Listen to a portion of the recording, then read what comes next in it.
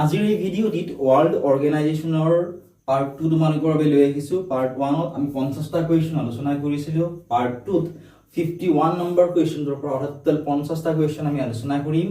এই ভিডিঅ'টো ডিএলএডৰ লগতে বিভিন্ন ধৰণৰ কম্পিটিটিভ এক্সামৰ কাৰণে বহুত বেছি ইম্পৰ্টেন্ট হয়, গতিকে ভিডিঅ'টো মনোযোগ কৰি শেষলৈকে চাই থাকিবা।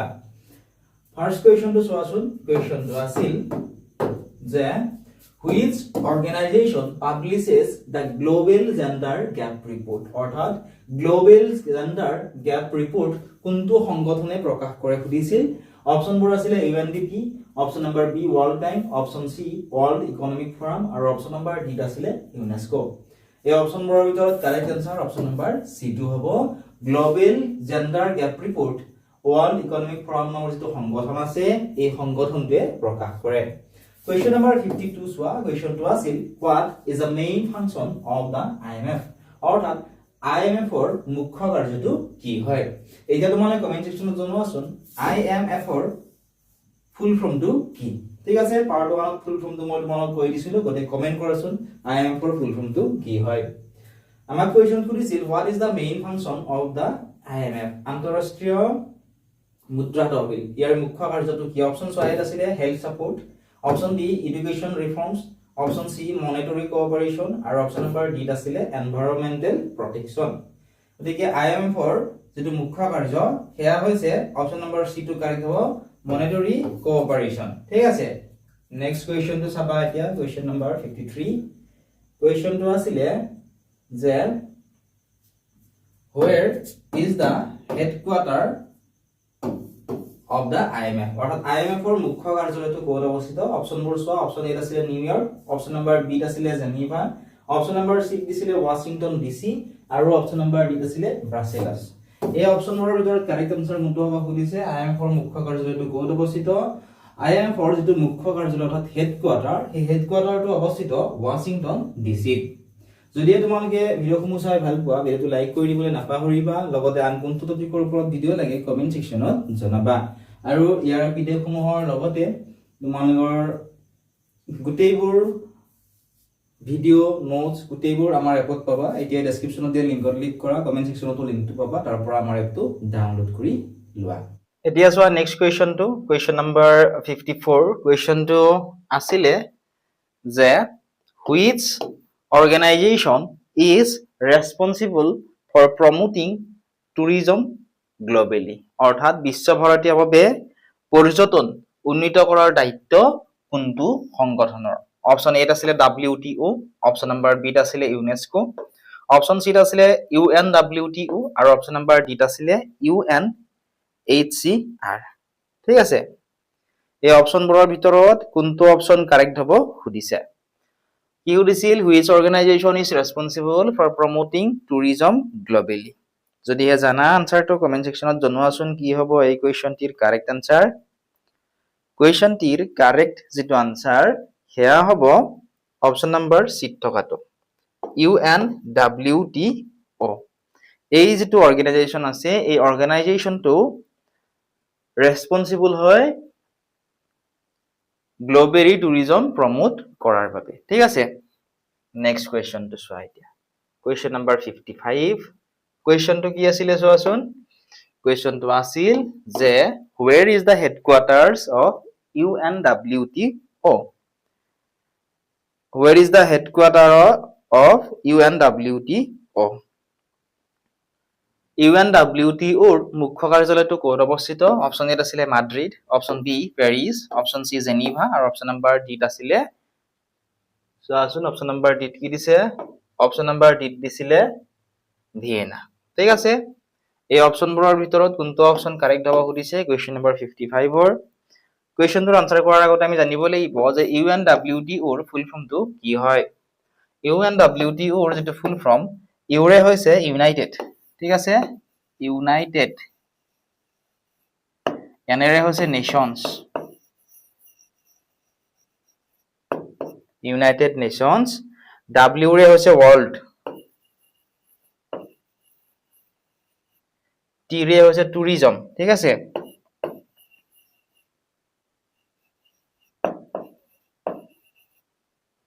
আৰু ওৰে হৈছে organisation.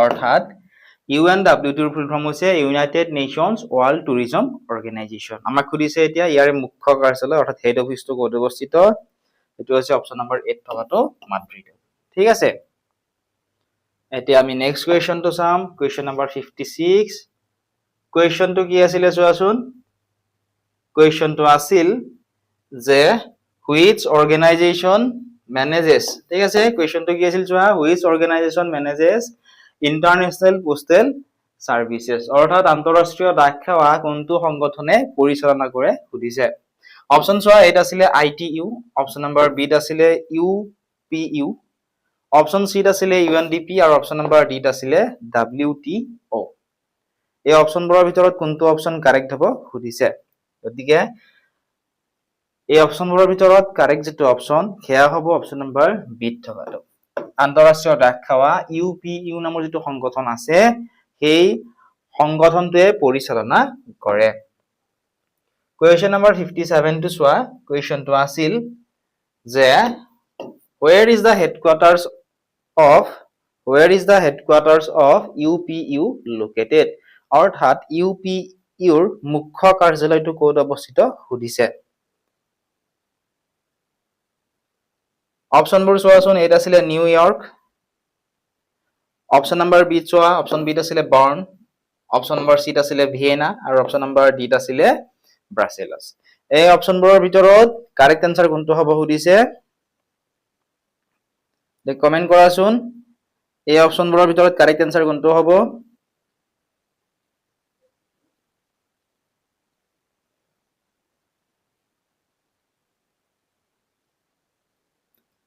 Where is the headquarters of UPU located?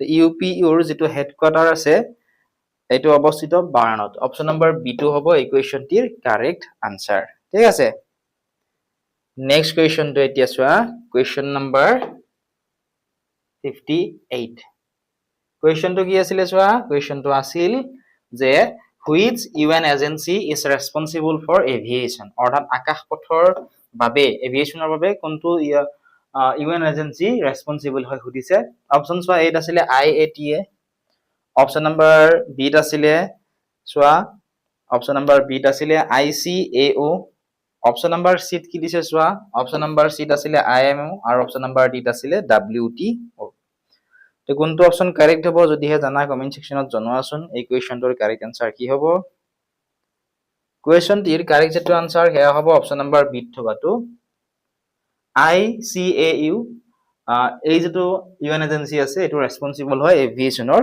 বাবে ঠিক আছে ICAO ওৰ ফুল ফৰ্মটো তোমালকে মনত ৰাখিবা ফুল ফৰ্মটো হৈছে ইন্টাৰনেশনাল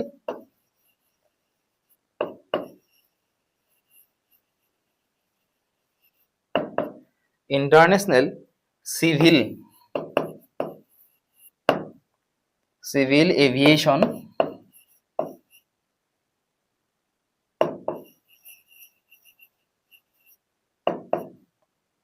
organisation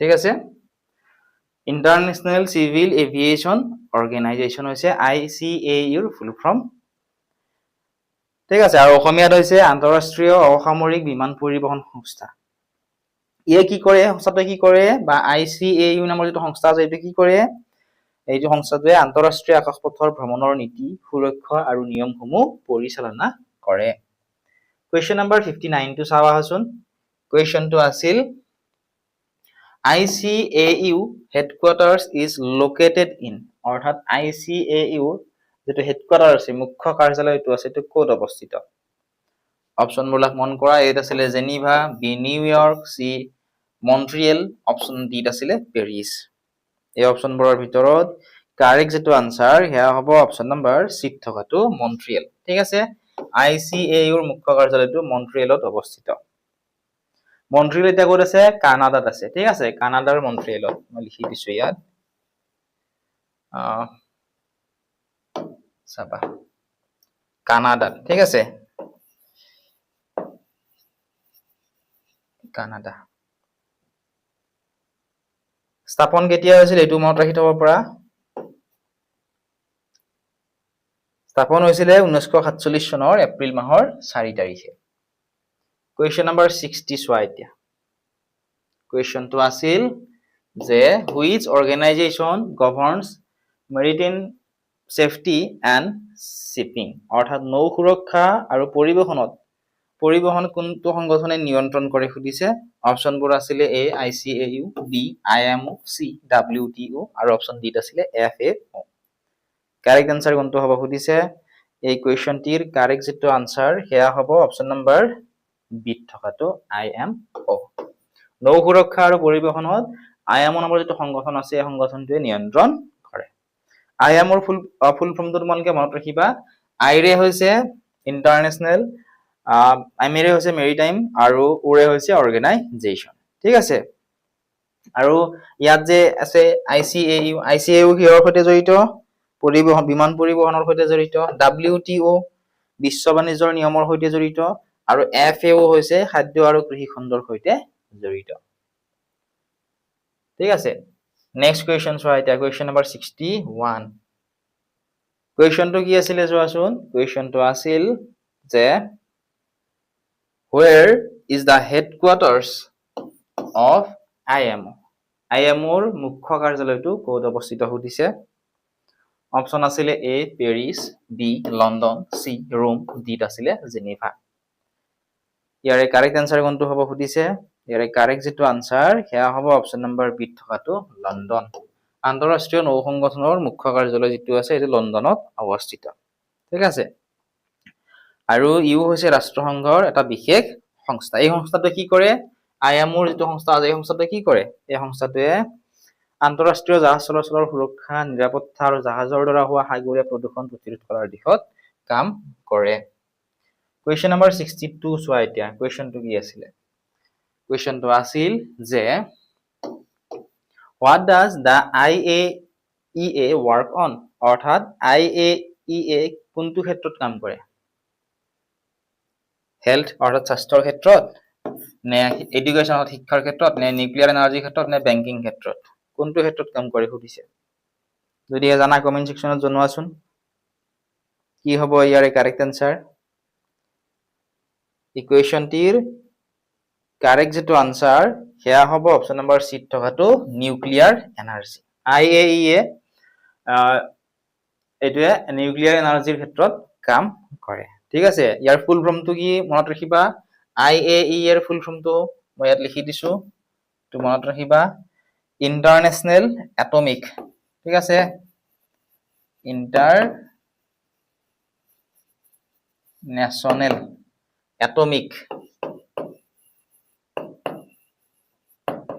international atomic energy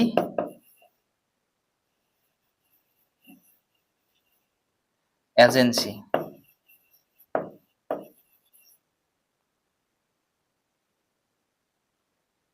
next question চাবা। Question number 63। কুৱেশ্যনটো কি আছিলে চোৱাচোন। কুৱেশ্যনটো আছিল যে which international body deals with refugees, অৰ্থাৎ শৰণাৰ্থীৰ সৈতে সম্পৰ্কিত আন্তঃৰাষ্ট্ৰীয় সংস্থা কোনটো হয় সুধিছে। শৰণাৰ্থীসকলৰ সৈতে সম্পৰ্কিত আন্তঃৰাষ্ট্ৰীয় সংস্থা। অপশ্যন এ আছিলে UNHCR, option B UNICEF, option C UNDP, option number D আছিলে WHO। কাৰেক্ট আনসাৰ কোনটো হ'ব? কাৰেক্ট আনসাৰ হ'ব অপশ্যন নম্বৰ 8 থকাটো UNHCR। UNHCR ফুল ফৰ্মটো মনত ৰাখিবা। UNHCR ৰ ফুল ফৰ্ম হৈছে ইউনাইটেড নেশ্যনছ। ঠিক আছে। UN চমুকৈ লিখি দিছো United Nations high commissioner for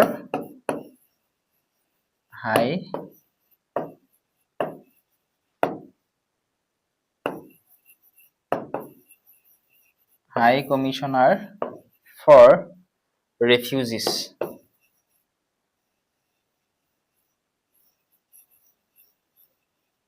ঠিক আছে। এই সংস্থাটো কি কৰে? শৰণাৰ্থীৰ সৈতে সম্পৰ্কিত আন্তঃৰাষ্ট্ৰীয় যিবোৰ কাম থাকে সেই কামবোৰ কৰে। কেতিয়া গঠন কৰা হৈছিল? 1950 চনত 1950 ৰাষ্ট্ৰসংঘৰ দ্বাৰা এইটো গঠন কৰা হৈছিল। এইটো মনত ৰাখিবা। ঠিক আছে। মূল লক্ষ্য কি মনত ৰাখিবা। যুদ্ধ, অত্যাচাৰ আৰু হিংসাৰ বলি হৈ নিজ দেশ এৰি পলাই অহা যিসকল শৰণাৰ্থী আছে সেই শৰণাৰ্থীসকলৰ অধিকাৰ সুৰক্ষিত কৰে আৰু তেওঁলোকক সহায় কৰাই হৈছে এই সংস্থাটোৰ মূল কাম এতিয়া নেক্সট কুৱেশ্যনটো চাবা কুৱেশ্যন নম্বৰ 64 কুৱেশ্যনটো কি দিছে চোৱা কুৱেশ্যনটো আছিল যে where is the UNHCR headquarter অৰ্থাৎ UNHCR যেটো হেডকোৱাৰ্টাৰ এটো ক'ত অৱস্থিত মুখ্য কাৰ্যালয় অপচন এ জেনিভা বি ভিয়েনা সি পেৰিছ ডি বাৰ্লিন কাৰেক্ট যেটো আনসাৰ হেয়া হ'ব অপচন সমূহৰ ভিতৰত অপচন নম্বৰ 8 থকাটো জেনিভাত অৱস্থিত UNHCR ৰ মুখ্য কাৰ্যালয়টো ঠিক আছে এডুকেশ্যন প্ৰায় আহি থাকে মনত ৰাখিবা আৰু জেনিভা ক'ত আছে সুইজাৰলেণ্ডৰ ঠিক আছে নেক্সট কুৱেশ্যন নম্বৰ 65 কুৱেশ্যনটো কি আছিল চোৱাচোন কুৱেশ্যনটো আছিল যে which international organization works for telecommunication development অৰ্থাৎ টেলিযোগাযোগ উন্নয়নৰ বাবে কোনটো আন্তঃৰাষ্ট্ৰীয় সংস্থাই কাম কৰে সুধিছে অপচন এ আছিল ITU বি WTO সি ILO ডি WIPO কোনটো অপচন কাৰেক্ট হ'ব অপচন নম্বৰ 8 থকাটো ITU ঠিক আছে টেলিসংযোগ উন্নয়নৰ বাবে ITU নামৰ যেটো আন্তঃৰাষ্ট্ৰীয় সংস্থা আছে এই সংস্থাতে কাম কৰে ইয়াৰ ফুল ফৰ্মটো তোমালোকে মনত ৰাখিবা ইয়াৰ ফুল ফৰ্মটো হৈছে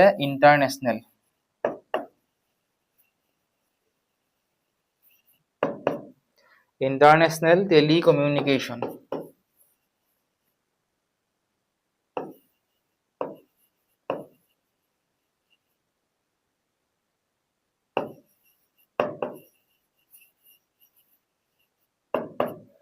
ইন্টাৰনেশ্যনেল টেলিকমিউনিকেশ্যন ইউনিয়ন ঠিক আছে এতিয়া চাবা নেক্সট কুৱেশ্যনটো অৰ্থাৎ কুৱেশ্যন নম্বৰ 66 কুৱেশ্যনটো কি দিছে চোৱাচোন কুৱেশ্যনটো আছিল যে where is ITU হেডকোৱাৰ্টাৰ অৰ্থাৎ ITU ৰ মুখ্য কাৰ্যালয়টো ক'ত অৱস্থিত সুধিছে ITU ৰ কি সুধিছে মুখ্য কাৰ্যালয় অপচন চোৱা এত আছিল ৰোম ভিয়েনা জেনিভা আৰু লণ্ডন দিয়া আছিল অপচন কেইটা হয়নে কোনটো অপচন কাৰেক্ট হ'ব সুধিছে এই অপচনবোৰৰ ভিতৰত কাৰেক্ট যেটো অপচন হেয়া হ'ব অপচন নম্বৰ সি থকাটো ঠিক আছে সুইজাৰলেণ্ডৰ জেনেভাত ইয়াৰে মুখ্য কাৰ্যালয়টো অৱস্থিত ফুল ফৰ্মটো আৰু এবাৰ কৈ দিছো ITU ৰ ফুল ফৰ্ম হৈছে ইন্টাৰনেশ্যনেল কমিউনিকেশ্যন ইউনিয়ন অৰ্থাৎ অসমীয়াত হৈছে আন্তঃৰাষ্ট্ৰীয় দূৰসংযোগ সংস্থা কুৱেশ্যন নম্বৰ 67 চোৱা এতিয়া কুৱেশ্যনটো কি আছিল কুৱেশ্যনটো আছিল WIPO stands for অৰ্থাৎ WIPO ৰ পূৰ্ণ ৰূপটো সুধিছে সম্পূৰ্ণ ৰূপটো অপচন বিলাক চোৱাচোন অপচন নম্বৰ 8 ই আছিল অপচন 8 আছিল world international peace organisation option number B world intellectual property organisation option C western India policy organisation option number D world investment protection office correct option কোনটো হ'ব সুধিছে কারেক্ট যেটো option হেয়া হ'ব option number B থকাটো ঠিক আছে WIPO ৰ পূৰ্ণ ৰূপটো হৈছে world intellectual property organisation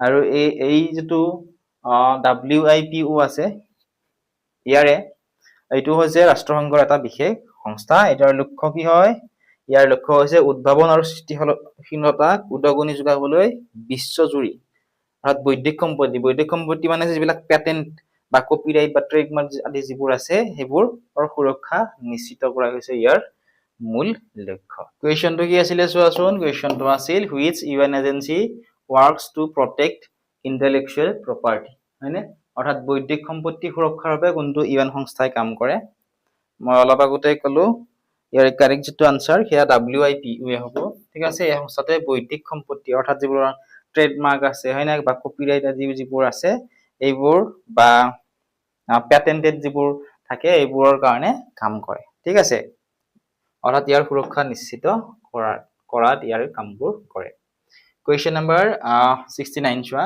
where is the headquarters of WIPO WIPO ৰ মুখ্য কাৰ্যালয়টো ক'ত অৱস্থিত সুধিছে ইয়াৰ যেটো মুখ্য কাৰ্যালয় এই মুখ্য কাৰ্যালয়টো অৱস্থিত সুইজাৰলেণ্ডৰ জেনেভাত ঠিক আছে option number B correct answer হ'ব এতিয়া চাও আমি question number 70 কুৱেশ্যনটো কি দিছিলে চোৱাচোন কুৱেশ্যনটো আছিল যে which organization promotes child rights globally? Which organization promotes child rights globally? অর্থাৎ কোনটো সংগঠনে বিশ্বভাৰতীয়ভাৱে শিশুৰ অধিকাৰ উন্নীত কৰে সুধিছে। অপশনবোৰ মন কৰাচোন। অপশন এ আছিলে WHO, B UNHCR, C UNICEF, D FAO। Correct এনসাৰটো নিশ্চয় জানাই, শিশুৰ অধিকাৰৰ কথা যেহেতু কৈছে গতিকে কাৰেক্ট এনসাৰ হ'ব ইউনিচেফ। ঠিক আছে।